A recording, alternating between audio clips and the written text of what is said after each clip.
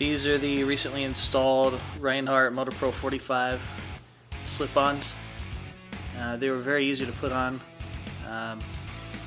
Didn't experience any problems. The main goal here for me was number one, sound, and number two, filling in those gaps in the stretched bags. So the 4.5s were really the way to go for me, and I'm very pleased with the output so far. And I think these are only getting louder as time goes by. So yeah, I'm very pleased with the Rineharts.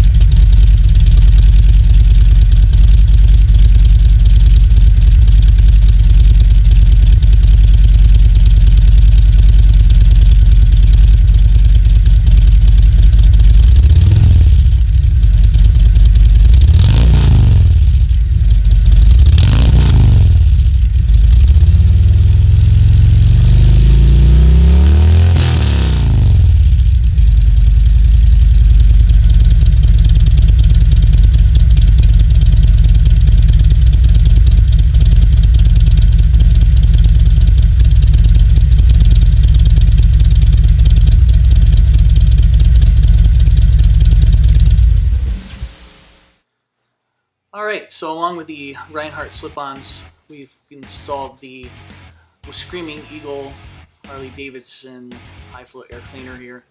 I really did like the look of the round air cleaner as opposed to the stock style, although I did like the stock. I think the brushed metal really tied in well with the fascia on the top of the tank. However, I decided to go with the Willie G. Davidson cover.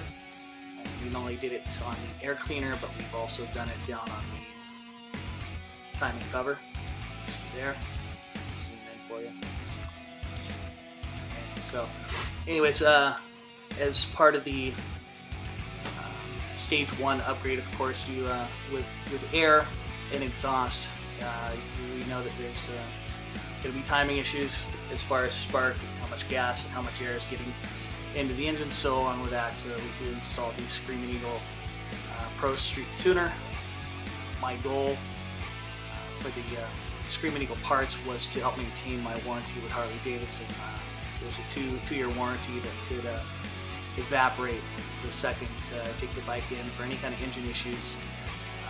If I've altered a Harley-Davidson motor with any other parts than their own, I could understand why they would want to void my warranty. So sticking with Screamin Eagle until the 2-year warranty's up. After that, we may decide to go somewhere else, but for now, I've been very pleased with the stage 1 upgrade. I can tell, I wouldn't say a significant difference in the motorcycle, but I can see that there is a slight amount of torque increase. Of course, horsepower increase is to be expected, but the biggest thing for me was the sound. It's significantly louder sound. I don't know, I just like the feeling of safety that comes along with that. So we'll move on here, and I'll show you some of the other parts that we've modified on this bike. Okay, so the headlight has been changed out. As everyone knows, the Road King Special comes standard with a halogen headlight, and to me it's just not bright enough, it's not noticeable enough, it's not safe enough. So definitely on the side of safety, but certainly on the side of looks, I decided to go with this Eagle Light LED headlight with a halo ring on it, and I'll show you what that looks like here.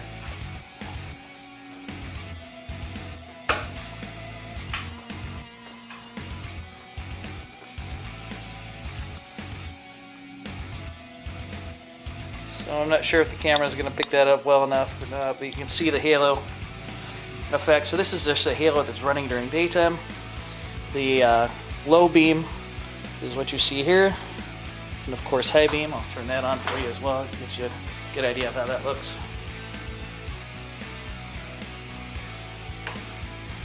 So here's your high beam, low beam, and the halo is running all the time. So I just really liked it. What it did is it matches. Let's see if I can pan up here, pan out. Matches my turn signal. You can see right here. we've got the Custom Dynamics LED turn signals, and those are also haloed during a running period. But the unique thing about these, and a lot of people have them, is when you turn the signal on, you can see it goes from an outer ring to a blinking yellow or amber light. So I really like the idea that the Eagle light matches the Custom Dynamics turn signals.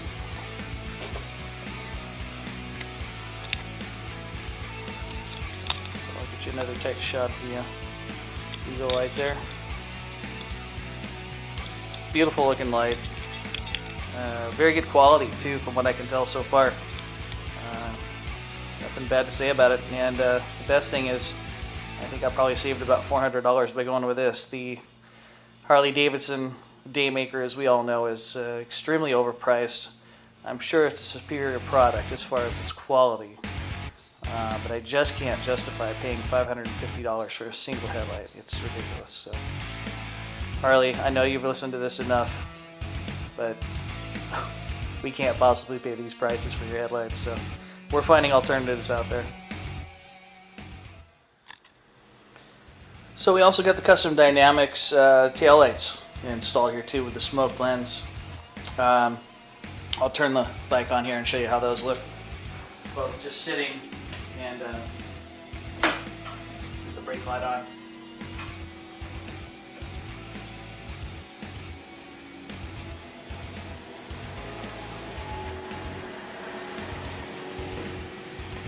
Again, really happy with the Custom Dynamics product. It's really, I think it makes it a lot safer out there to make us more visible.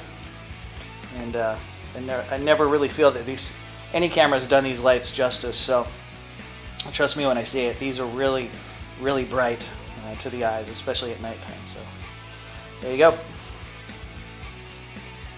right, here is our first mod that I ever made on this bike. This is a Kuryakyn grip. I can't remember the actual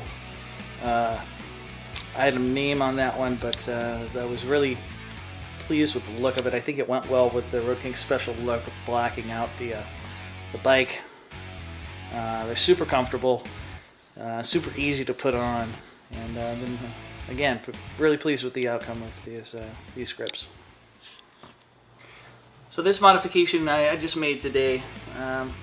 These are the standard Road King passenger footboards that would come on a off the showroom for Road King.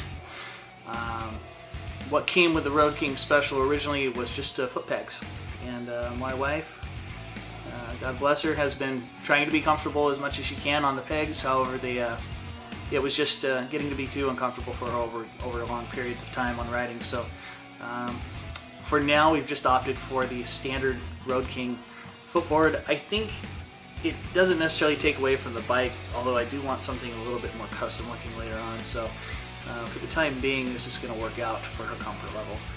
And I'll show you another thing that we've done for comfort here just for a moment.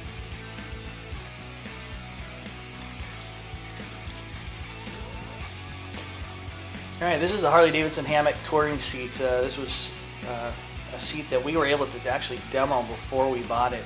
Killer Creek Harley-Davidson was nice enough to let us borrow the demo of this same seat for about a good week. We really worked it in, put it through its paces, and decided this was going to be the seat for us. Been really happy with its comfort. Obviously, my wife enjoys it a lot more than the stock seat that came with the bike. It's a lot more wider seat, and calls for a lot more comfort than what we had before. So along with that, we also have the backrest that come with the bike. We got that as part of the deal before we got the bike home, along with all the docking hardware that's required for that. So trying to get a good mix of comfort and style. Sometimes it's a little difficult thing to do when you're trying to customize your bike, but I think so far I've been happy with the results. So more to come.